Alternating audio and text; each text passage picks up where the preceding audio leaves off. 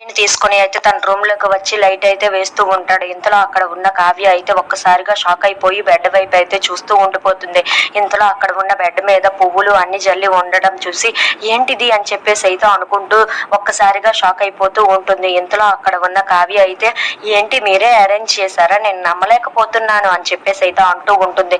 ఇంతలో అక్కడ ఉన్న కావ్య అయితే ఏంటి ఇదంతా మీరే అరేంజ్ చేసిందే, పూలు ఒక పక్క నేను మీతో ఉండాలనా అని చెప్పేసి అయితే అంటూ ఉంటుంది. ఆ మాటలు వినగానే అక్కడ ఉన్న రాజు అయితే ఒక్కసారిగా షాక్ అయిపోయి తనని అలా చూస్తూ ఉండిపోతాడు. ఇంతలో అక్కడ ఉన్న కావ్య అయితే ఏంటి నా కోసమే ఇదంతా చేశారా మీరు అని చెప్పేసి అయితే అడుగుతూ ఉంటుంది.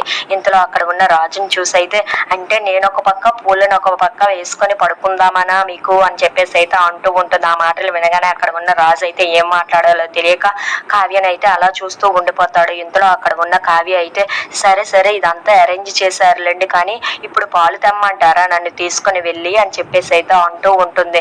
ఆ మాటలు వినగానే అక్కడ ఉన్న రాజు అయితే వద్దు వద్దు అని చెప్పేసి అయితే అంటూ ఉంటాడు. ఆ మాటలకి అక్కడ ఉన్న కావ్య అయితే మరి ఏం కావాలి మీకు అని చెప్పేసి అయితే అడుగుతూ ఉంటుంది.